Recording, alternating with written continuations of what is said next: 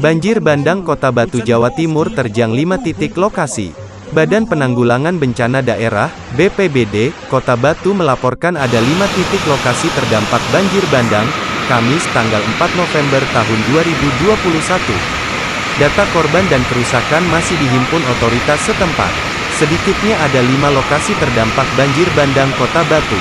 Rinciannya, Dusun Sambong, Desa Bulukerto, Kecamatan Bumiaji, Jalan Raya Dieng, Desa Sidomulyo, Kecamatan Batu, Dusun Beru, Desa Bulukerto, Kecamatan Bumiaji, Desa Sumber Brantas, Kecamatan Bumiaji, dan Jalan Raya Selekta, Desa Tulungrejo, Kecamatan Batu.